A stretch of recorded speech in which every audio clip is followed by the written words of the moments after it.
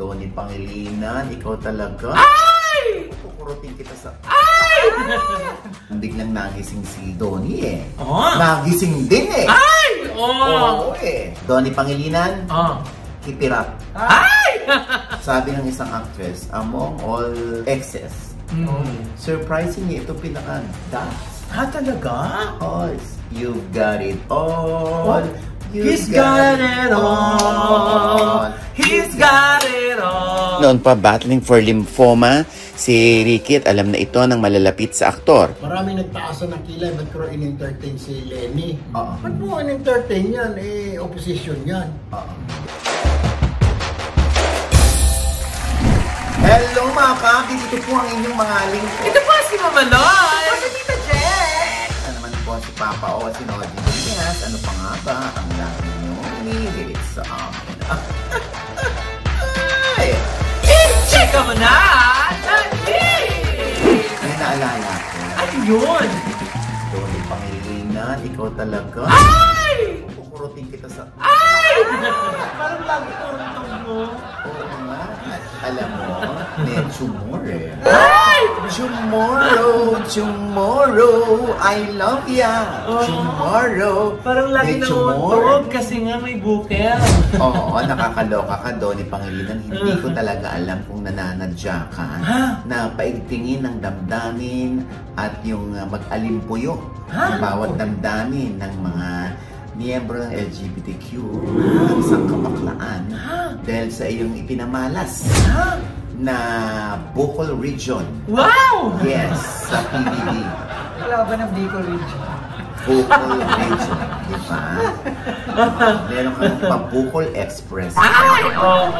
Ayan o, Diyos ko, may mga compilation nga yung mga fans, no? Diba? Katulad nung biglang nagising si Donnie eh. Oh. Nagising din eh. Ay! Oo eh. Parang ano eh. Anong oras ba yung pagkagising? Ako eh, parang alas 12. Ay! Talaga ba? Mag alas 12 o alas 9. Parang 9 o'clock eh, tapos kinambyo to 12 eh. Oo nga, ito talaga Donnie. Ano ka rin eh. Paano ka rin eh. Pa-fall ka rin eh. Ay! Oo eh. Pero alam mo Hmm. diba, sa loob mismo ng bahay ni Kuya, no? Parang nagsusun kay Donnie yung lahat. Ay, lalo na yung isa, sino nga yun? Si Shubi! Shubi. Oo. Ano ba yung kwento doon? Eh kasi crush na crush talaga din yung Shubi si Donnie. Kaya tuwing pag-albaw nag-good morning, tapos siya lang yung binate. Parang, laking bagay sa kanya na, di ba hindi kayo binate? Ako lang. Panay na panay, no? Saka pagdadaan si Donnie, tatakpan niya yung mukha niya. Kasi ay yung pakitang nagbablush siya. Dahil crush na talaga niya si Donnie Pangilinan. Pero di ba, Nay, napag-uusapan na natin yan na may ilang linggo na parang yun nga yung napapansin ng iba. But parang nakapokus lagi sa mga boys, sa mga camera, tsaka yung mga ganun nga, yung mga Bicol Express. Eh baka naman bakla ang mga cameraman. Hoy, grabe ka naman, Jex. Hindi naman. Siguro, ibinibigay lang ang hilig ng nakararami. Kaya doon nakafocus. Tsaka yung mga boys naman kasi, no? Alam niyo, sa totoo lang, galing na tayo sa PBB Gen 11. Ito parang ang lakas ng dating. Yes. No, yung celebrity, yung collab. Ang lakas ng dating nila, no? Tsaka talagang ito yung nakapagpatingkad sa karir ng bawat isa. Yes, ang laki nung tinalon ng ibang mga subscribers ng mga sockmate nila. Oo. Katulad di ba? Paglabas pa lang ni Emilio Daes ni Michael Sager. Ay, tinaman naman na sila mismo na-windang kung bakit sila sikat na sikat. Sunod-sunod yung guesting. Diba? Kaya yan talaga na ibibigay ng sorpresa ng mga nakakulong sa bahay ni Kuya. Yes. No? Ayan, katulad yung iba, yung may evict. Magtataka na naman siya sa paglabas ng bahay ni Kuya. Ba't kami kilala ng mga tao? Ba't nagkakagulo yung mga tao? Hindi sila magkamayaw. Yes. Oo, diba? Lalo na hindi nagkamayaw sa Bicol region nitong si Donnie Pangilinan. Ay, ang dami ko lang tatanong na bakla sa akin. Ay, Uy, ano ang sabi? tagal-tagal mo na sa showbiz, Onji. Ano bang masasabi mo dito kay Donnie Pangilinan sa pagpapamalas ng sa kabukulan? Ay, Di ba may sa kabukiran? kabukiran yun Ito ah. sa kabukulan. Ay, oo. Ano ba? Saka Takila parang- ba Oo, ang nga. si Donnie? Oo. Alam, sa totoo lang, ayoko mag-invento. Hmm. Wala pa, in fairness, wala akong nababalitaan na Chugi Bells ni Oh. Donnie na nagkwento. Ah. Or hindi natin alam, baka mas sobra lang malihim si Donnie. Mm. Or hindi talaga siya ma-chicks. So, te, yung ibang chinichika mo, te, may kinukwento. Oo. Ay! Oo. Oh, sino doon, Dax? Ang Trudis. Ha? Trudis Liit! liit. Nang no. At sabi ko, ha? Parang may pagkakaluyan ah. Oh. Hindi, mama. Contrary to fake news yun, mama. Talaga ba? Oo, Trudis liit. Clue! Oh, ha? Clue? Kailangan talaga nila pareho jumuts. Ah, talaga? Oo. Kasi nga, Jules. Oh, Diyos yan, nakakalo. Pinline natin ko na ito dati. Oo, sabi ko, Diyos ko, pareho pa naman itong artista, itong Mama, akala ko Biggie Dells. Oh. Hindi, after the head, it's the boss. Ay! Walang Ay, body. yung iba sinasabi si Donnie daw, di ba? Kahit na Sleeping Beauty pa si Junjun, parang ano eh. Oo nga, hindi yun Diba? ngayon ang pinagbibintangan si Donnie na dakila yun si Donnie. Oo. Pero hindi may mga grower. Oh. Oo, dahil may nagchika sa akin, Ah. si We Got It All. Ay, oo. Ay, Diyos ko, pag nakikita mo, di ba, walang jewel. Oo, Ay, Diyos flat. ko. Sabi ng isang actress, among all exes, surprisingly, ito pinaka-dax. Ha, talaga? Because you've got it all. You've He's got it all. He's got it all. Oo. Talaga? Oo, sabi ko, ha, totoo ba? Hmm? Oo, mama. Akala mo lang para siyang may kifi. Ay! Pero, Diyos ko, Doy. Oo. Pag-appear, ay, saan galing yun? Ay! Saan Talaga? Very sizable. Ay! Oo, Wow! ganyan. At ang nakakaloka ng taon, Oh. galing lang to sa topic na Donnie Pangilinan. Kaya, Nakasasama kung sino-sino na yun na pag-usapan natin. May- Na hindi ka naman nagbibigay ng clue. Ha? Hindi ka nagbibigay ng clue. Yun na nga, you got it all. Yun. Saka maganda mukha nun ha, si You've Got It All. Ay, oo! Apakagwapo, di ba? Ganda-ganda pa ng ipit. Yes! Pati ilong. Yes! Diba? When, sabi nga nila, you win some, you lose some. Yes! Sa mga pagkakataong ganito. Oo. Mukhang ano, no? Mukhang ang daking ang si Lolo. Donnie. Donnie, yes. Donnie, ikaw na talaga. Oo, ang dami na tuloy lalong nagpapantasya kay Donnie Oo, Pangilinan. Diyos ko. Kung aminin yan, ang daming watch watch again, di ba? Oo. Zino-zoom pa kung kaya. Kaya ang dami ng mga lalaking saludo kay Donnie Pangilinan. Kaya, Donnie. Diba? Mm. Donnie Pangilinan, Oh. keep it up. Ay! Ayan. Ako, syempre, PBB na rin pinag-uusapan. Oo. Yung isa daw, nag-aabang na. Ha?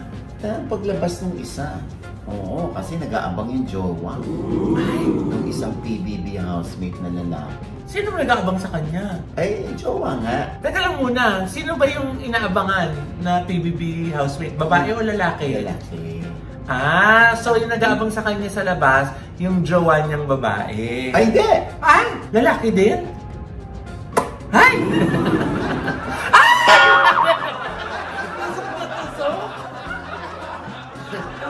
Basta si Batman. Ha? Ay, naku. Yan ha! Oo. Dami na natin blind item. Hindi ko maibigay dito mga Mga clues. Oo Ay. naman, magbigay ka naman. Naku. Kahit yung mahogany lang. para maiwasan mo.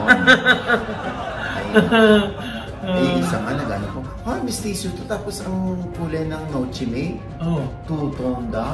Ha? Two-tone. Bakit two-tone? Akala ko tutong. Two-toned daw. Two-toned. Oo, dalawa raw ang kulay. Talaga? Oo. Anong color? Mistiso. Yung isa na majitim yung isa. Oh! Mistiso majitim. Kaya sabi, two-tone. Ayan naman, hindi naman dyan din yan. Tsaka guwapo naman siya. Kaya wala na siya, hindi siya nag-artista. Akala ko wala na siya nandun. Hindi na siya nag-artista. May iba na siyang larangan na pinili. Ay! Oo. Ano na? Ano na? Alam mo, Diyos ko, pagka ganyan ka ng ganyan, tinanong mo, ganda na ng katawan mo. Oo. Slim na slim. Yeah, I think. Grabe yung pag, the diet mo, ha? Thank you, Nay. Tanay. Oo. Teka na, paano kung ano ba yung clue? Ay, wala akong sinasabi. Ano ba? Ha? And with that, mga kaibigan. Uy! Teka lang! Si Domi naman kasi. Wala tuloy kami sa ulirate. Kasi ako pinag-uusapan natin siya, parang na-imagine natin yung mga videos eh. Alam mo, di ba? Sa imagine ko lang to, no? Na, alam mo, pwede kang sumaksis eh. Imagine mo, step by the step lang. Success eh. Hindi maging successful. Ay, naku. Buti nga hindi nadamay itong si Jex, no? Dahil nag-prosper na sa piskalya yung kaso ni Archie Alemania ng acts of lasciviousness na may hanggang 6 na taong kulong, no? Dito kay Rita Daniela, at nag-post nga ng bail itong si Archie Alemania ng 26,000 para hindi siya matiting. At tuloy pa rin ang kanilang mga arraignment. May, June, ayun ang umpisa na ng hearing yan. Para patunayan nila kung guilty or not guilty, or innocente ka, or hindi. No? Pero nag-plead na siya na?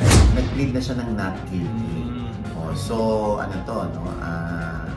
Panggaan ng kredibilidad ito, no? Kasi hindi rin naman natin pwedeng i-invalidate yung babae. Kahit pa sabihin ni Archie na, no, hindi nangyari yun.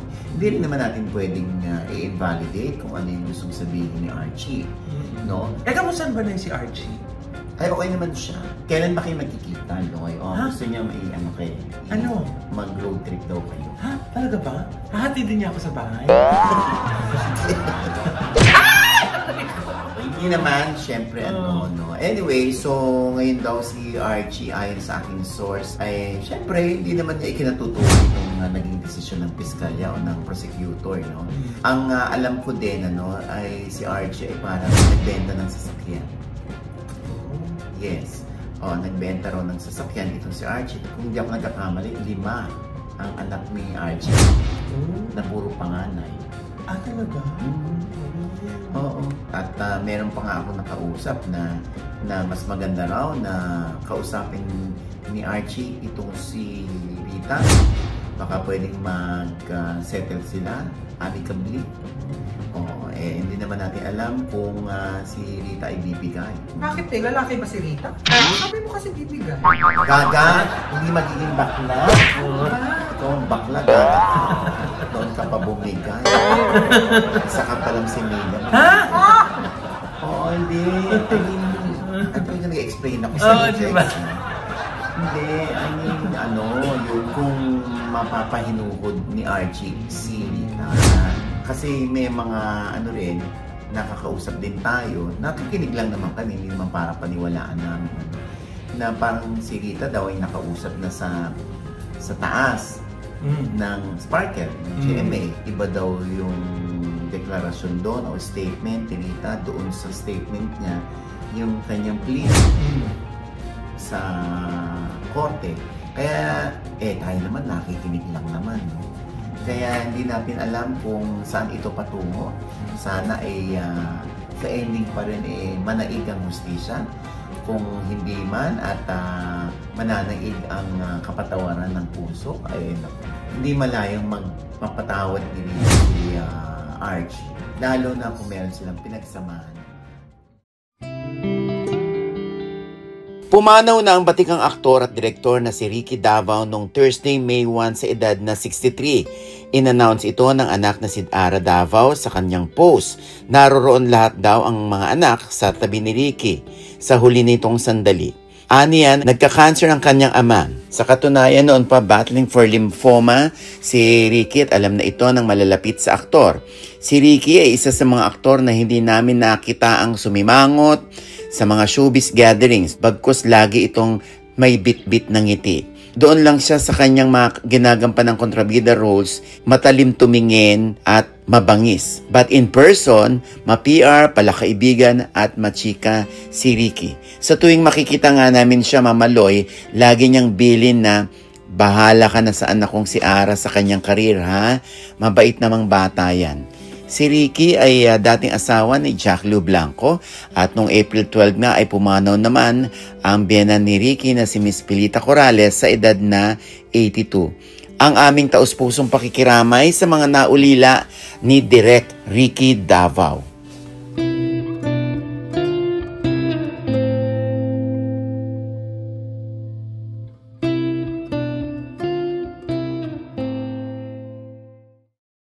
And with that, mga kaibigan, ito po ang inyong mga lingkod. Ito po si Mama Loy, mga nanonood po sa amin ng hindi pa namin subscriber. Please subscribe now na. Click nyo lang po yung subscribe button na nandiyan sa ibaba. At kung naibigan nyo po yung aming episode ngayon, meron kayong komento sa lahat ng chika, come below, click the like button. Huwag kalimutan yung click ang notification bell. Dahil pag click niya kayong una mo naman na-notify na meron kaming latest update ha. At syempre pa ang kanya-kanya naming channel. Yes, sana manood at mag-subscribe naman po kayo sa channel ko. That's Mama Loy, M-A-M-A-L-O-I. At nandiyan pa rin po yung vlog namin ni Ate Mrena.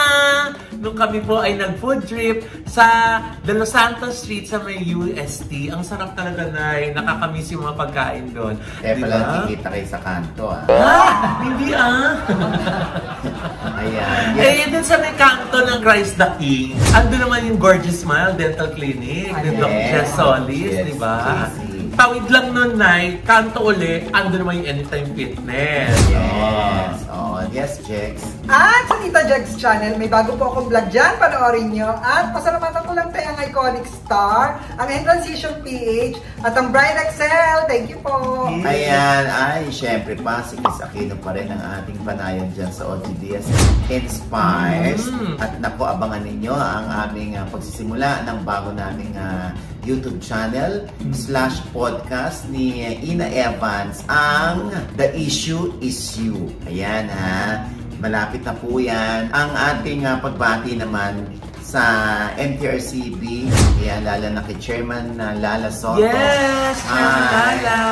Madam Kits at si Eloisa. Hello. Hello po. Oo, at syempre, ang MTRCB Executive Director na si Sir Bob Diciembre.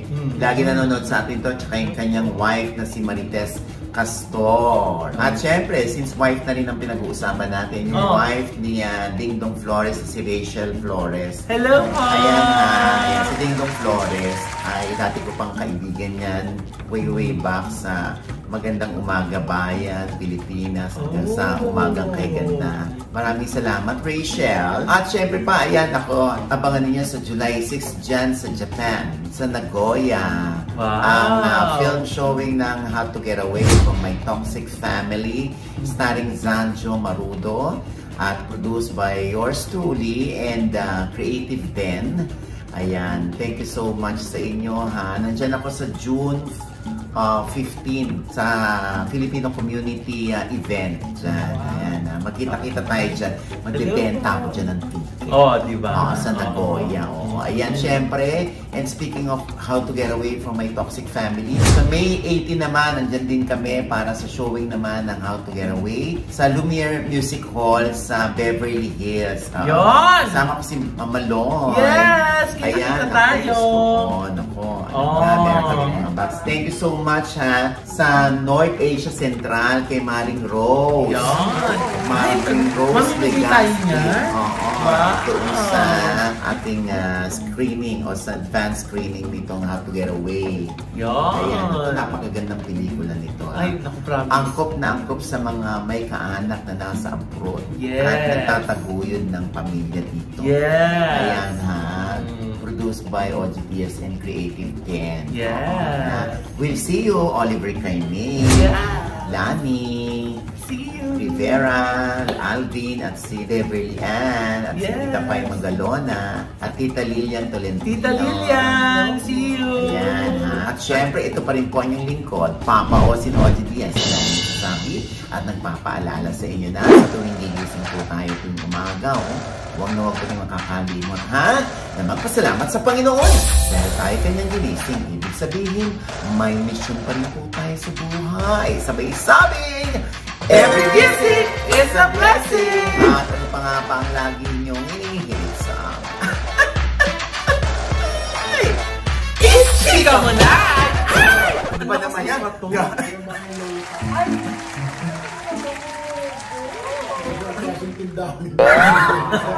na lang mag-supply sa iyo. Tapos mo ka, mahilig ko sa iyo. May supply na tayo ng tonic. Ay, naku, hindi ba kilala yan? Ay, Sari-sari store ko. Sandali muna, hindi mo kilala, Jex. kilala ko to, te. Sino siya? Ako, number 1 to lagi. Number 1 to lagi, kaya sino pa man di makakakilala. Siyempre, ang ating bisita, dito ka. Yes! Siyempre, hindi congressman ang tawag sa kanya. Papa Erwin Tulfo.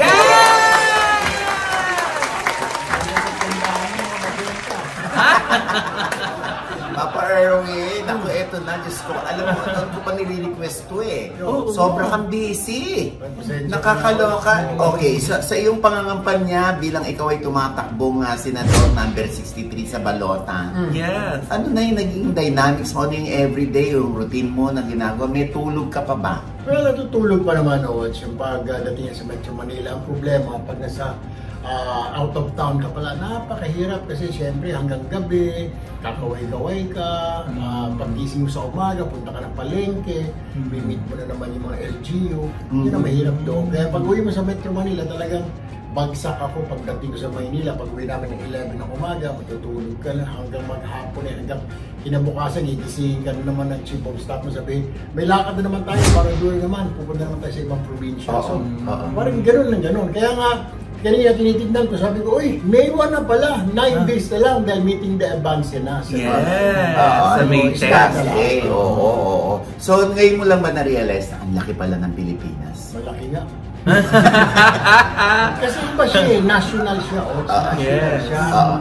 Hindi ka gaya ng congressman district, kunwari Quezon City, tapos isang district ka doon, district 1, district 2, maliit lang, or a mayor, Quezon City, di ba? Yun lang balwado, pero pag national kaya ng senador, vice president, president, napakalawak, mula Apari hanggang Hulo, kailangan mong puntahan, kailangan mong babaan. Oo, kung kaya mo lang kamayan ng lahat, ano ba? Sa dami ho ng inyong mga nakamayan, Senator, madalas na ngoy-ngoy sa inyo o yung dinudulog sa inyo ng mga kababayan natin? Yung the usual problem naman, lahat naman nakaka-experience, o yung mahal daw yung bilihin, hindi magkasya yung sweldo.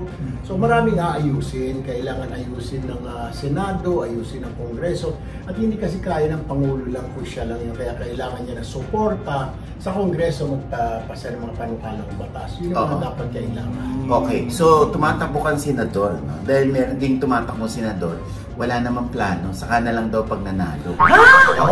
Sino yun?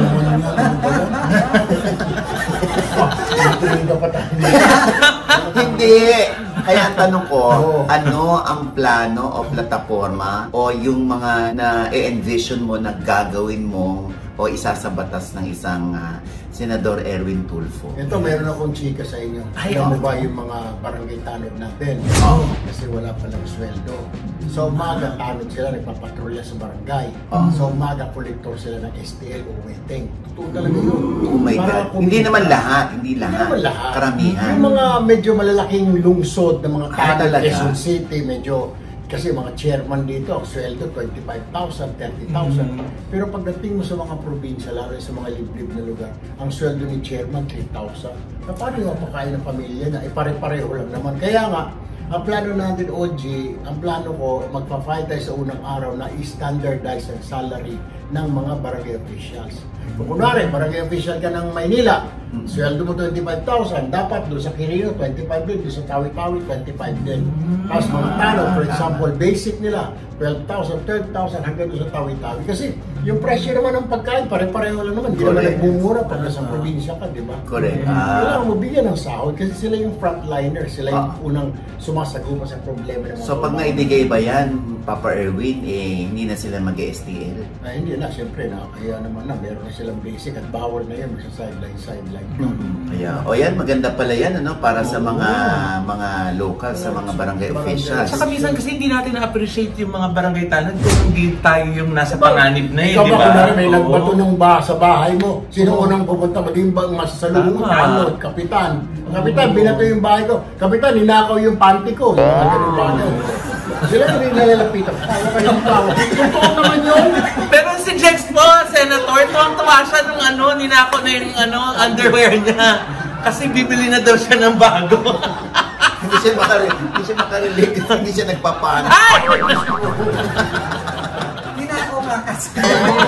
Anyway, ayan. So bukod doon sa pag-standardize ng sweldo ng mga barangay officials, ano pa yung naiisip ni Senador? Bagong bayani daw yung mga OFW, di ba? Halos magkandakuban na sila pagpapadala ng dolyar sa Pilipinas. At sila yung bumubuhay sa ekonomiya natin. Wala tayong mga dolyar na pumapasok. Unfortunately, sabi, bagong bayani. Pero anong benepisyo na nakuha nila? Wala. Kaya ang plano natin, magkapahid tayo ng panukalang batas na lahat ng OFW, pag nagkasakit sila, sasagutin na ng PhilHealth ng gobyerno 100% ang hospitalization. Sama na yung asawa nila, anak nila, magulang na, basta immediate family. Isa pa kasi yan ang problema ng OFW, may sakit yung anak ko doon sa Pilipinas, hindi magkanda o gaga. Nangyayari ito, naapektuhan yung trabaho niya, nagagalit yung amo niya. Ano ba naman? What's happening? Diba? Kaya kailangan, pero may peace of mind ka na. Tawagin mo, punta na, bigyan mo na lang yung PhilHealth natin, libre naman tayo. Yun ang isa pa. Dapat na benepisyo ibigay sa mga OFW. Ay, maganda yun, ha? Free hospitalization na. Sa private, kasi public yun, halos wala na, zero billing na eh. Sa private, kung saan siya, St. Luke siya, Makati Med siya, libre yung kanyang hospitalization. Kaya ba yun? Kaya naman. Ang dami nating nakuha, bawas muna sa mga proyekto, mga infra na yun, flood control, bawas muna tayo dyan.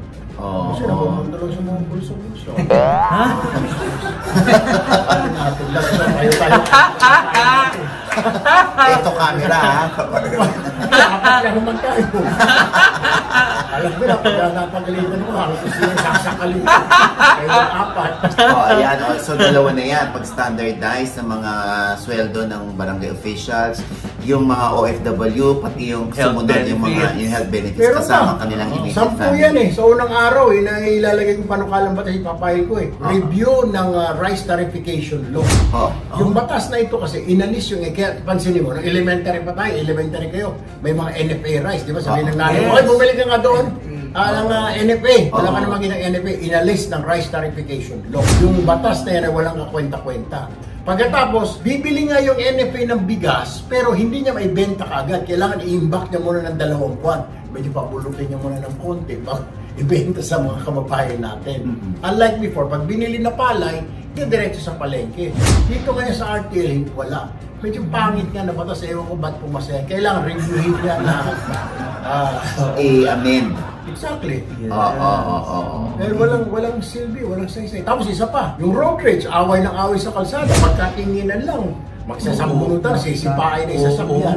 Talabagan na yun. Kailangan kasuhan yung mga nagwawala-wala na yan para makontrol yung kanilang emosyon. At saka tanggalan ng lisensya siguro, no? Mura ko, kala mo sabi ko, tanggalan, bukod tanggalan sa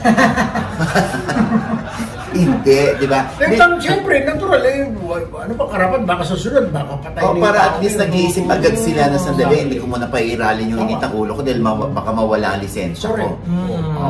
Ano pa yung mga nakikita mo, Papa Erwin, na parang kailangan tong ayusin, kailangan magkaroon, ano yun? Napakadaming fake news yun sa social media.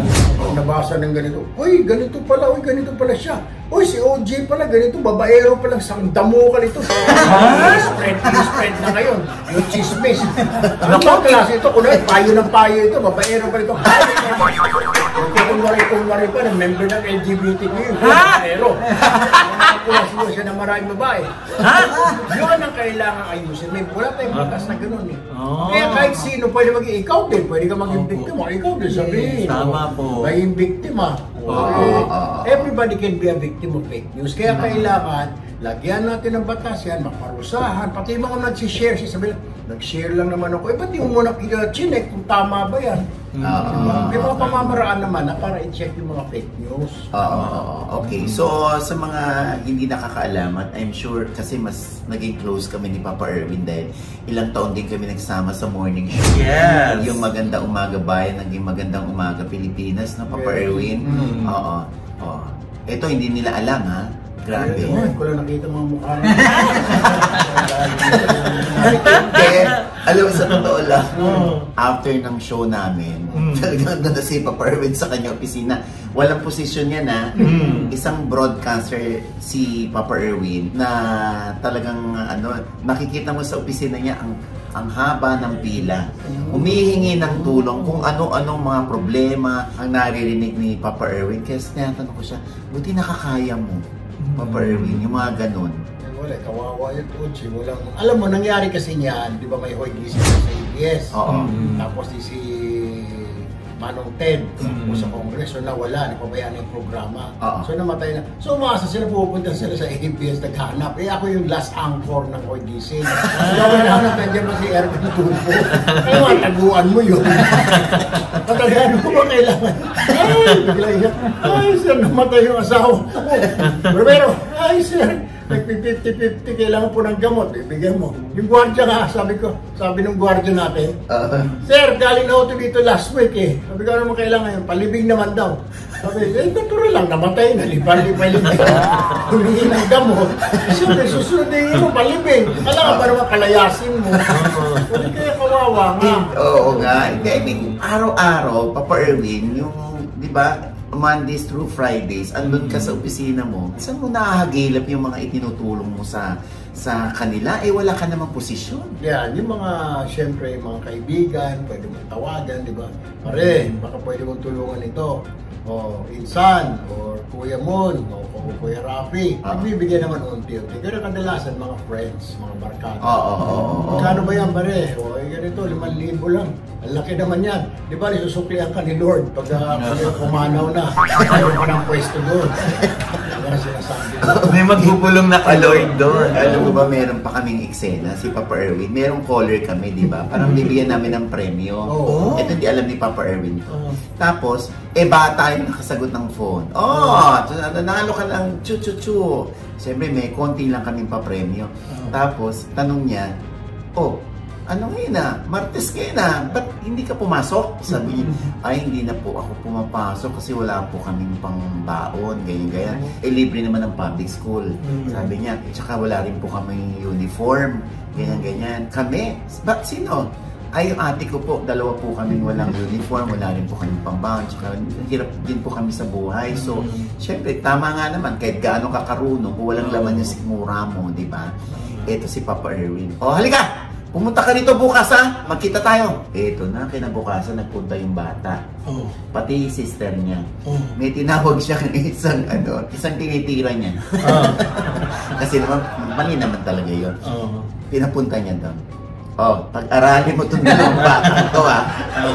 Pag-aralin mo to, baon, uniform, araw-araw, pabaunan mo sila. Bigyan mo sila monthly ha. Hanggang kolehiyo ha. Wala ka na maririnig sa akin. Kasi ang kwento mo, gusto mag-areglo. Hindi mag-areglo mo, dito mo lang, ibibigay mo.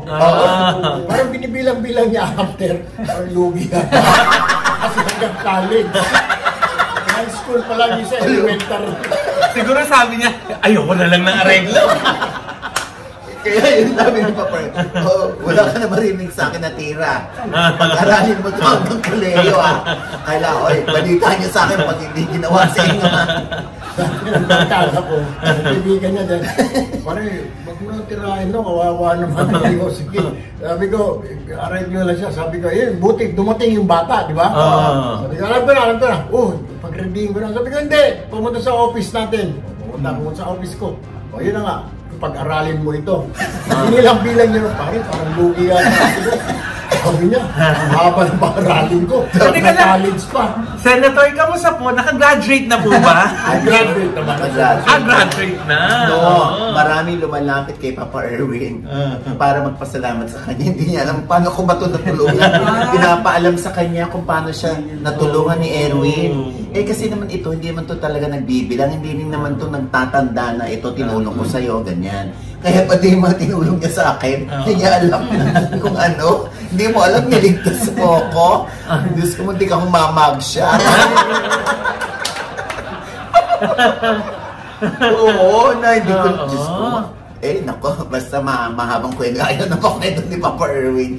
Basta, sobra kong mahal si Papa Erwin. Isa pa yung ano, tapos, meron pa siyang, yung tinitira. Inaaraw-araw niya sa show. O, di, may nakausap ako. Tapos, Papa Erwin, baka daw pwedeng pakiusapan ka na, ano? Baka daw pwedeng mag-donate sa'yo. Hindi! Kanya na yan. Saksak niya sa baga niya. Araw-arawin ko pa siya. Sabi niya. Tapos, biglang isang araw, sabi ko, Papa Erwin, ano mo na to? Kawawa naman yung ano, kasi magbabago naman daw. Kilala mo yun? Kilala mo. Magbabago naman daw. Sige. Tapos ano, magbibigay ng ganito na ano, halaga. Sabi niya, sige. Sabi ni Papa Erwin, sige, naloka ko. Maya-maya pagtapos ng show, tumatawag sa akin si Father Bet-Bet. Father Bet-Bet. Uy, ano, si Father Bet-Bet, yung kaibigan namin pare. Na siya yung Kura Paroko. Kura Paroko siya dati ng Taguig. Santa Rosa de Lima Church. Ayun. Sa Pasig. Pasig pala. Sinasabi sa akin ni Father Bet-Bet, uy, ano, sabi ni Papa Erwin, sa'yo ko raw kunin yung 100,000. Pang sound system namin sa simbahan. Sabi, sa'yo ko bibigay? O sige. Sabi ko, bigay namin. Binigay ko. Tapos, ano, sabi ni Father Bet-Bet, punta ka sa simbahan, pasasalamatan kita, ha? Si Papa Erwin, hindi nakapunta to. So, ako nagpunta. So, sabi niya, ano, ayan, naririnig na ba sa dulo? Ako? Ayan. Tingnan nyo, bago na yung sound system natin yan. Regalo sa atin yan ni Erwin Tulfo. Wow! Sa tulong ni Ojo Diaz. Pero, in fairness, nagbago naman yung kanyang tinitiran. Ganun. Kung naman si Papa Erwin, hindi man pwedeng lagyan. Pag mali talaga. Ay, oo. Kaya lang, talagang ginagawa niya ng ano yun. Sayang eh. Sayang, oo. Bigay na lang. Oo, hindi niya tinatanggap, pinapaano niya. Kumbaga iba nagre-receive para sa Hindi mo naman pwede i-reklamo. Ito yung tumanggap. Halika nga dito, Neng. O ikaw. Father, halika nga. Ikaw tumanggap. Ikaw yung beneficiary. At saka magandang kumbaga positive na consequence ng maling nagawa, di ba? Ganyan si Papa Erwin. Ito pa, hindi na yung parang Biliary Atricia Foundation. Ayan, Diyos ko. Napakamahal ng liver transplant niyan. At hindi yan isinasagawa dito. Sa Pilipinas. Sa India siya ginagawa. So far, Papa Erwin, ilan na napa-opera mo, napa-transplant mo? 15. 15? Eto na. Huwag mong naman pangarapin magkaroon ng Biliary Atricia. Pero si Papa Erwin... Pero para mga puta ko Baka po si Jegs. Hindi, kaya yung Biliary Atricia Foundation, siya yung pinapasalamatan palagi. Kasi consistently tumutulong doon si Papa Erwin. Wala pa yung wala pang position yan magkano yun, hindi ba? Si Papa Erwin, yung bata lang ba na may sakit ng pagpupuntay? Hindi. Plus 2. Tatay, nanay, tapos sagot, hotel, accommodation, pagkain, allowance habang nandun yung pasyente. Kaya sabi ko kay Papa Erwin, saan mo hinuhugot yung mga pinantutulong mo sa kanila? At saka hindi po ba kayo nadidrain emotionally din? Siyempre, di ba, sa dami ng mga nangangailangan. Alam mo, sabi nga nila, pag bigay ka ng bigay, galing sa puso mo, binabalik ng Diyos yun. 10 times pa. Tinutulong ko na rin ngayon, may bibigyan ka ng 5,000. Babalik niya yun, 10, 15,000. Kahit sino ka ng... Yun ang sikreto ng mga philanthropists, yung mga mahilig ng bigay. So kung bilangin, bumabalik yun. Ito nakakaloka. Isang araw, naubusan si Papa Erwin. Umutang sa akin. What? Umutang. Talaga? Hindi, doon, nung tayo, 2004, umutang sa akin. Akala ko para sa kanya, para sa ibang tao. Itinulong din niya. Ay, bibigyan, babayan ka sa sweldo. Ha? Nangutang ka para ibang... Oo. Iyaan mo na. Basta. Buti nilang OG Diaz na gano'n. Maraming talent. Kaya nga ito ako, meron ka na ngayon mga workshop. Sabi ko, may mga mautangan na naman ako. Saka sinasabi ko pag may... Ito ka na kasi, may mga talent ko. Sabi ko, pa-workshop mo daw to OG Diaz. Ha? Oo. Di ba? Tsaka si Papa Erwin, ilang beses ka na nag-iba ng opisina. Pero talagang grabe ang pila sa kanya. Oo? Oo. Akala mo, Papa Erwin, ikaw ba?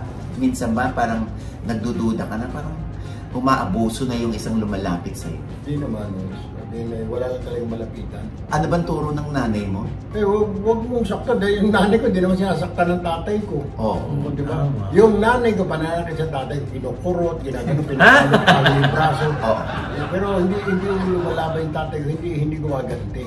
Oo. So yun ang turo namin. So nakita namin na ganun pala yun. Pag nagalit pa yung mali, medyo may mali yung daddy ko. Hindi sinasaktan yung Hindi gumaganti. So kami, mga kapatid kami babae. So why should you do that? Di ba? Oo. Bakit ganun kayo kasolid pagdating naman sa parents, lalo na sa nanay? Dahil yung nanay nila umabot ng ilang taon? 98. Bakit ganun pa rin kayo? Di ba yung parang, sa bagay, yung henerasyon ngayon, parang pag may sarili na akong buhay, sarili ko na lang ano ko. Pero kayo masyado kayong attached sa nanay. Maganda yung bond nila. Ganun kami pinalaki. Dito kayo, hanggang lumaki kayo, may problema, lapit lang kayo dito sa amin. So things like that. So na tumatak yun na, okay, meron pala tayong puntahan, si Mami nandyan. Kaya kasi Mami, nung wala na yung daddy ko, pag may away-away, yung nanay ko lang papatawag, o ikaw Erwin, o ikaw Rafi, o ikaw Ben, mag-uusap-usap yun. Yung nanay lang ang... Kasi pag yung nanay namin, hindi mo sinunod, umiiyak yun. Pag umiiyak yun, karma abutin mo. Sabihin niya, gagabaan kita. Pag sinabi na gagabaan kita, maghanda ka na. Tsaka instant pa naman. Hindi ko na banggitin kasi yung kapatid ko. Pag sabi niya, gagabaan, nahulog sa hagdanan. Madali. Napilay lang sandali. Instant karma. Digital. Para digital. Dati pa. Hindi. Oo. Sabi gano'n. Kaya sumusunod lahat pag sinabi gagabaan kinapagaba kasi para makarma ka. So, susunod. Ba't ganun ang mga ano? Ang impression ng mga tao sa mga tulfo, matatapang. Pag tulfo, kinakatakutan. Kasi wala naman kami atrasan, no? Ever since. Wala kami pakialam. Kami mga banat, simon, mga government officials, military, police. Namin one time pa nga, alam mo ito, nasa ABS pa ako, nakalaban namin yung asawa ng Pangulo, di ba? Doon na nagkahetot-hetot, nagkalenchi-lenchi yung buhay namin. Binangga namin yun. And then, medyo mali, di ba? Inalisan kami ng mga bodyguard, security, pero okay lang. Tapos, namin na yung mga libel, hindi naman sinasabi ng judge. Aminin mo na kung sino nagsabi sa'yo. Yung sabi sa'yo, siyempre yung complainant. Yung complainant na yun, pag binanggit mo yung pangalan, kawawa yun doon sa LGU, sa mayor o gobyerno. So, kailangan magpagtanggol. So, mas magkakaroon ka ng ngipin dito pag naging senador ka, Papa Erwin? Kasi, mas mabilis humingi ng tulong. Pangalawa, pwede mo ipatawag yung mga law enforcers. Ano ba nangyari dito? Bakit hindi yan napatas yung ginagawang investigasyon? You can do that. Unlike sa media, kailangan makiusap, sumulat. Sumulat ka muna, Erwin Tulfo, sulatan mo yung DOJ, sulatan mo yung piskal. Ngayon, pwede mo ipatawag sa lawmaker kasi sabihin mo lang, in aid of legislation, halika nga dito. May tatanong ako sa'yo. So, mas may power ka to do that. Mas mabilis. Anyway, so, Papa Erwin, ito na. Nakita namin kayo ni Ma'am Leni Robredo. Kumana, ano ba nga soft? Gusto niyo po ba? Okay. Ayan. Nakita namin kayo na magkasama at nagpa-picture ni Ma'am Leni.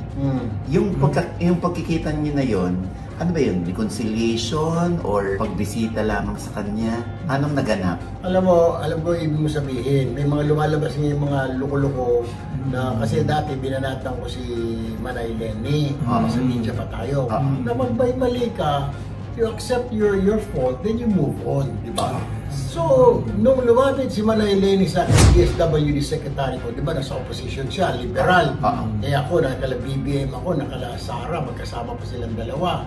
Maraming nagtaasan ng kilay, ba't ko in-entertain si Lenny? Ba't mo in-entertain yan? Eh, opposition yan.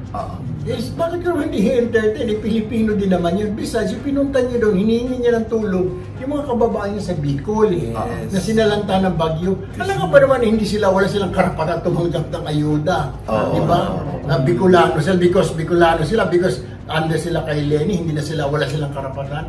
Yun yung sinasabi ko kanina, na magpa-file ng batas, isa sa mga batas na ipapile ko, pag government official ka, namili ka ng bibigyan mo, dahil hindi ka binoto, hindi mo binigyan, kulong ang abutin mo. So, binigyan ko, tinulungan ko, tapos sabi ni Manay Lenny, Erwin, baka pwede secretary yung aking Angat Buhay Foundation. Hindi ko talaga makunan-kunan ng permit, laging nadidinay. Eh sabi ko, ano ba, kumpleto naman ako na requirements. Tinignan ko, kumpleto naman, ayaw lang aprubahan. Sabi ko, aprubahan niya. So the following year, na-aprubahan. Kasi pag foundation ka, kailangan mo ng mga permit, di ba? Pagdadala mo ng mga kuwan sa mga lugar, pagdasulisip mo ng mga tulong, kailangan. Ayaw daw siyang bigyan. So binigyan, kaya natutuwa siya. Naku, katakot-takot na ba siya, inabot ko rin. Umaga, tanghali, gabi. Hayop ka, traidor kang, sekretary ka, bakit mo tinulungan yan? Eh, sagot ko naman, sabi mo, Pilipino naman si Manay Lenny, Pilipino yung mga Bicolano, bakit ano ba yan? Chinese? Sabi ko, hindi naman Chinese. Pati si Bibi, pinatawag ko, Erwin, napalo hindi kasi cabinet meeting namin, sabi ni Bibi.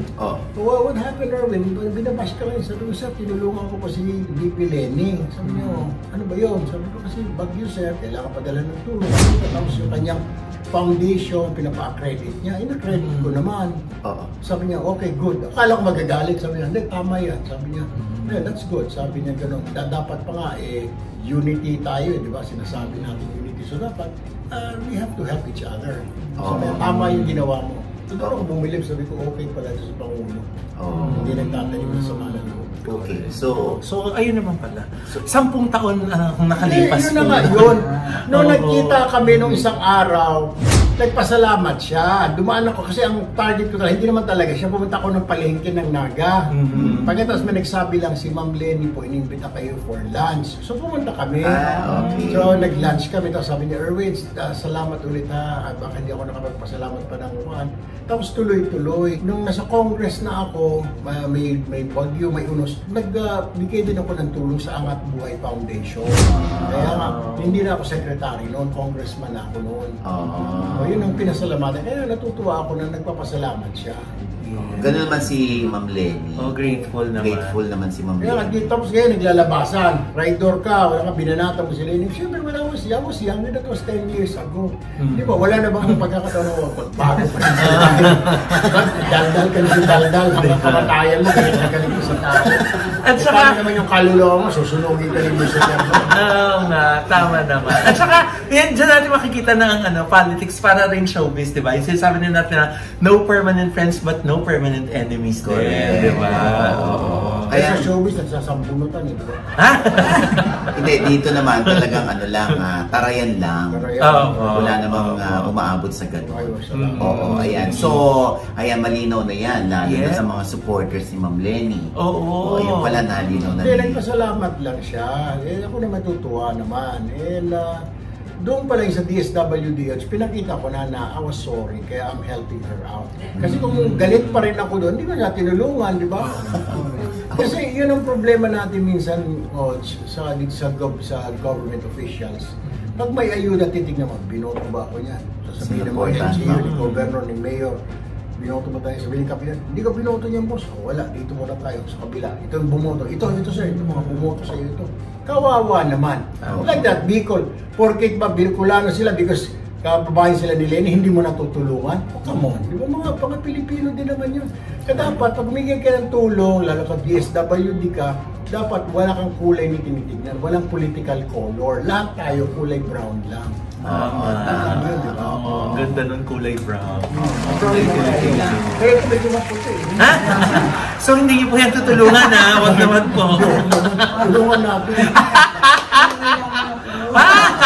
Ayun, nakakaloka, Mamaloy. Kung matatandaan din natin si Papa Erwin din.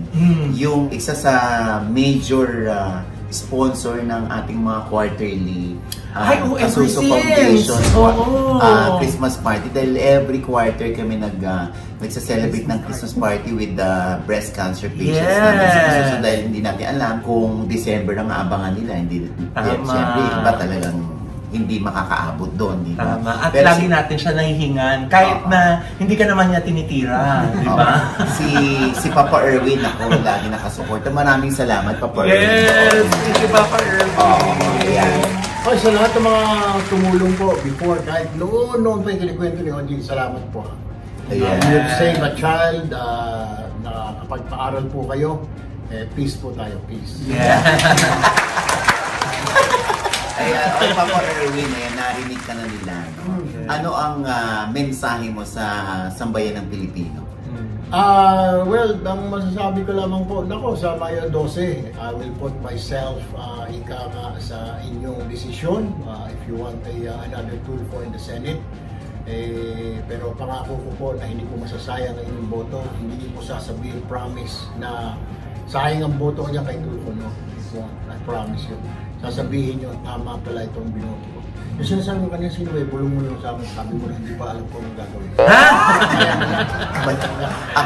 Ako naman, personally, kilala ko si Papa Erwin. Kaya rin kinuha ko siyang ninong ng aking anak. Dahil alam ko yung pagkatao, yung karakter ni Papa Erwin na napakabait. Grabe. Imagine mo, mangungutang sa ibang tao para lang ibang bigay. Kaya bigyan mo sa inaanap ko. Maraming gold coins yan Okay na raw. Sinyasa kami nito kanina, batang ka na. Nakalabit ko, sabi niya. Kaya sabi mo doon ako tumingin kasi tinitignan ko itong gold coins. Wala ito eh.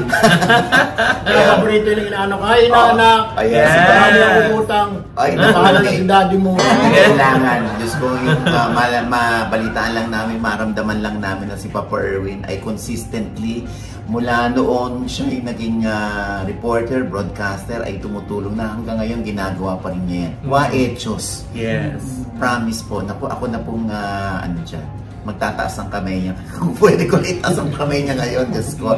Papa Erwin, ako'y naniniwala sa'yo. Malaki ang magagawa mo sa Senado. Yes. Maraming salamat sa nanay at sa tatay mo dahil ipinanganak ka. Diba? Ay, matanong ko lang, ito ba yung lagi silang kasama mo? Walang choice. Kasi mga bata ko tignan sa... So matanda ako? Ay, lahat kayo, mga bata, lalo rin itong dalawa. Kasi dati pa, akalang mga nanay ito. Ayun pala mga bata. Kasi nga, tanong parang tingin ko sa 31 na.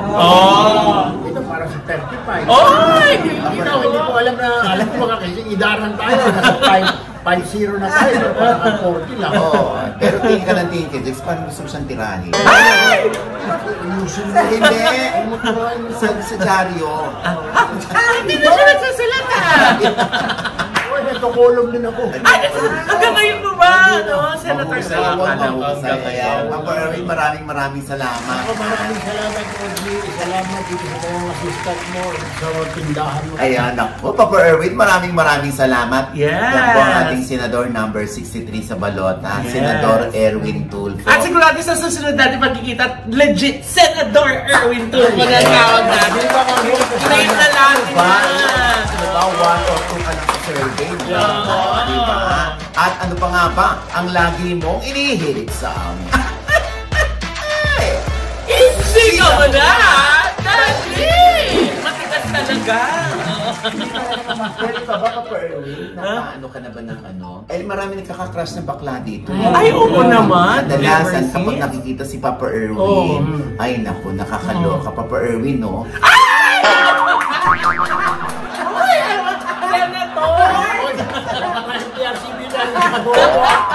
Senator yun na!